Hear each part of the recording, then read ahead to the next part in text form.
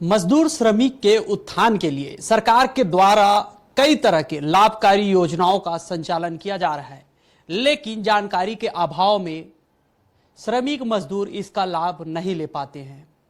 तो आज हम आपको बताएंगे, अगर आप मजदूर और श्रमिक परिवार से हैं तो इसका फायदा आप कैसे ले सकते हैं। अनिल कुजूर जी हमारे साथ मौजूद हैं, तमाम जानकारी आपको देंगे।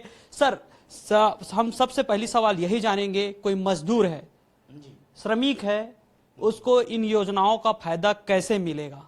क्या कोई पंजीयन कराना पड़ता है? सबसे पहले तो मैं बताऊं कि श्रम विभाग में दो मंडल में पंजीयन होता है। अब जो मजदूर जिस प्रवर्ग में काम कर रहा है, जिस कैटेगरी का वर्कर है, उस कैटेगरी के हिसाब से वो मंडल में पंजीकृत होगा।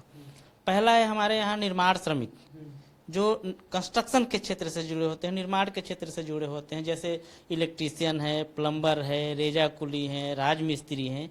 इनका पंजीयन छत्तीसगढ़ भवन एवं अन्य सन्निर्माण कर्मकार कल्याण मंडल में होता है। इसमें क्राइटेरिया ये रहता है कि उनको कम से कम 90 दिन का 1 साल में काम किया हुआ होना चाहिए और उसका प्रमाण पत्र ठेकेदार के माध्यम से उसको मिलना चाहिए। दूसरा जो पंजीयन होता है वो असंगठित है, जो निर्माण श्रमिकों को छोड़कर, जैसे दुकान में काम करने वाले हैं, खेतीहर मजदूर हैं, नाई हैं, धोबी हैं, माली हैं, ये असंगठित कर्मकार मंडल में अपना पंजीयन कर सकते हैं। पंजीयन के लिए कोई बहुत ज़्यादा दस्तावेज नहीं चाहिए होता है। जैसे मैंने आपको बताया कि निर्माण श्रमिक के रूप में पंजीयन के लिए आपको 90 दिन का प्रमाण पत्र जरूरी है, नियोजक का जो प्रमाण पत्र। सबके लिए पंजीयन जरूरी है? हाँ। पंजीयन कैसे कराएं? पंजीयन वही मैं बता रहा हूँ कि आप जैसे ही आपके पास डॉक्यूमेंट है, बैंक का दस्तावेज है, आधार कार्ड है, आपका मोबाइल नंबर, ये सब लेके आप स्वयं ही ऑनलाइन कर सकते हैं। कैसे? स्वयं कैसे करेंगे? जैसे पहले क्या होता था, चॉइस सेंटर से ये बहुत शिकायतें आ रही थी कि अनाप शनाप वसूल करते हैं। तो विभाग ने अभी इसमें श्रमेव जयते ऐप का निर्माण किया है, जो मोबाइल ऐप है। मोबाइल ऐप से खुद भी श्रमेव जयते ऐप डाउनलोड करके स्वयं अपना दस्तावेज उसमें से अपलोड करके अपना पंजीयन करा सकते हैं। अब पंजीयन करा लिए तो लाभ कैसे मिलेगा? पंजीयन कराने के बाद भाई कोई पंजीयन कराएगा तो कोई लाभ है तभी करेंगे। बिल्कुल। क्या तो किस किस योजनाओं का लाभ मिलेगा? देखिए, सबसे पहले तो हम जन्म से शुरू करते हैं। तो जन्म में हमारे यहाँ महतारी जतन योजना है, असंगठित में प्रसूति योजना है। ये पहले दो डिलीवरी में डिलीवरी के 3 महीने तक वो आवेदन कर सकते हैं। इसके लिए उनको बच्चे का जन्म प्रमाण पत्र चाहिए होता है और बाकी बैंक दस्तावेज आधार तो लगेंगे ही लगेंगे। ऑनलाइन आवेदन कर देंगे और 3 महीने उसमें हमारे पास जैसे आवेदन आया तो हमको 1 महीने में निराकरण करना होता है। इसमें 20,000 रुपए की राशि दी जाती है। इसमें लड़का या लड़की कोई मायने नहीं रखता? इसमें लड़का या लड़की, प्रथम 2 पुत्र या पुत्री, जैसा भी स्थिति होगा, लेकिन वो प्रथम 2 होने चाहिए। प्रथम 2 प्रसूति के लिए देते हैं। एक्चुअली ये मैटरनिटी बेनिफिट हमारा जो एक्ट है उसी के अनुसरण में इसको बनाया गया है कि उस समय चूंकि गरीब महिला जो रहती है, मजदूर, जो मजदूरी तो उसको मिल नहीं पाता, तो उसको खाने पीने के लिए भी चाहिए, तो इसीलिए ये प्रसूति सहायता योजना हमारे यहाँ संचालित है। इसके बाद बच्चों को छात्रवृत्ति प्रदान करते हैं। बच्चों को छात्रवृत्ति भी 2-3 तरह का छात्रवृत्ति है। जैसे पहली से लेके स्नातकोत्तर तक यदि वो हर क्लास में है तो उसको मिलेगा। अलग अलग है, जैसे मान लीजिए पहली क्लास में 1,000 है तो उसको स्नातकोत्तर में 12,500 रुपये मिलेंगे।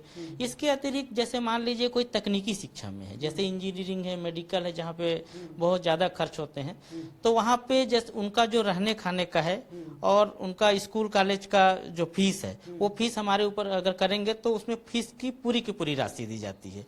इसके अलावा यदि कोई श्रमिक का बच्चा 75% से ऊपर लाया है बोर्ड परीक्षाओं में, तो उसको भी इसका मेधावी छात्र छात्रा का योजना का लाभ मिलता है। तो इसमें अहम सवाल ये है कि श्रमिक के बच्चे हैं तो इसमें टाइम क्या होता है? जैसे मेधावी छात्र के लिए आवेदन करना, छात्रवृत्ति के लिए आवेदन करना, किसी समय में ही कर सकती हैं? कोई टाइम निर्धारित होता है? हाँ, इसके लिए टाइम निर्धारित, जैसे स्कूल खुलता है आपका जून में या मई में, जब भी, तो जुलाई से हमारा पोर्टल खुलता है, वो जनरली जनवरी तक रहता है। इसी दौरान उसी सत्र का आवेदन करेंगे। ये नहीं कि हम 2 साल पहले पढ़े हैं तो उस सत्र का आवेदन कर देने पर आवेदन निरस्त हो जाएगा। वो जो रनिंग सत्र है उसी में करना रहता है उसमें आवेदन। और जो बोर्ड में जैसे 75% से ऊपर वाले बता रहे हैं, वो पीछे में जो पास हो चुके हैं वो भी कर सकते हैं, या जो तत्काल पास हुए वो? जो तत्काल पास हुए हैं, जो रनिंग ईयर में है, वो कर सकते हैं जी। जी। पढ़ाई की तो बात हो गई, और जन्म से लेकर पढ़ाई तक की, और आगे और क्या क्या है? आगे जैसे हमारे यहाँ साइकिल है, सिलाई मशीन सहायता योजना है, ये उनको आजीविका के लिए है, या कार्यस्थल तक आने जाने के लिए साइकिल सहायता योजना का भी लाभ ले सकते हैं। यदि कोई महिला दर्जी के रूप में पंजीकृत है या संगठित में, या निर्माणी श्रमिक में के रूप में पंजीकृत है और कौशल उन्नयन से उसने प्रशिक्षण प्राप्त किया हो, तो ऐसी महिलाओं को हम सिलाई मशीन सहायता योजना का भी लाभ देते हैं। अब इसके अतिरिक्त ई रिक्शा सहायता योजना है। मान लीजिए कोई निर्माण श्रमिक महिला श्रमिक है जो बीओसी मंडल में हमारे पंजीकृत है, तो वो यदि ई रिक्शा सहायता योजना बैंक के माध्यम से होता है, क्योंकि बैंक के माध्यम से अगर लोन लेते हैं हम लोग 1 लाख तक की सब्सिडी देते हैं। असंगठित में यदि कोई ऑटो चालक के रूप में पंजीकृत है तो उसको ई रिक्शा मिलेगा, उसको हम लोग 50,000 रुपये का अनुदान देते हैं। ये हो गया सामग्री मूलक योजनाएं हैं। इसके बाद में जो निर्माण श्रमिक में जो मंडल है, बीओसी जिसको बोलते हैं, उसमें नौनी सशक्तिकरण योजना है। उसमें विवाह के लिए या शिक्षा के लिए 18 से 21 साल की यदि उसकी पुत्री हो, इसमें कोई प्रथम 2 का बाध्यता नहीं है, तो इसमें 20,000 रुपये इनको दिए जाते हैं। अब इसके बाद में सबसे लास्ट में मृत्यु सहायता योजना है। यदि मान लीजिए सामान्य मृत्यु हो जाती है या दुर्घटना में मृत्यु हो जाती है, तो उसके जो आश्रित हैं, जो उत्तराधिकारी होंगे, उनको 1 लाख रुपए की आर्थिक सहायता प्रदान की जाती है। सवाल एक ये भी है, जैसे कहा जाता है कि बुद्धिमान व्यक्ति जो है कभी भी धनवान बन सकता है, और मजदूर हैं तो उनके बच्चे मजदूर न रहे, इसलिए जो है योजनाएं संचालित की जा रही है। तो इसमें सवाल अब ये है कि जो बच्चे आगे बढ़ना चाहते हैं तो शिक्षा के लिए प्रावधान है। अब भाई शिक्षा के दौरान किसी को गंभीर बीमारी हो गई, अगर आप शिक्षित हैं तो रोजगार ढूंढ लेंगे, लेकिन उस दौरान आपको पढ़ाई के लिए पैसे मिल रहे हैं, स्वास्थ्य के लिए नहीं मिल रहे हैं, क्योंकि अब सभी जान रहे हैं कि कभी भी किसी को कुछ भी बीमारी जो है ग्रसित हो सकता है। तो उसके लिए क्या प्रावधान है? इसके लिए हमारे यहाँ जो पंजीकृत होंगे उनके लिए गंभीर बीमारी चिकित्सा सहायता योजना है। इसमें अधिकतम हम लोग 50,000 रुपये तक की सहायता दे सकते हैं। और दुर्घटना जो चिकित्सा सहायता योजना है, यदि मान लीजिए कोई कंस्ट्रक्शन वर्कर काम करते करते उसको चोट हो गया तो 20,000 तक का रहता है, लेकिन उसके लिए हॉस्पिटल का बिल प्रस्तुत करना होता है। जी।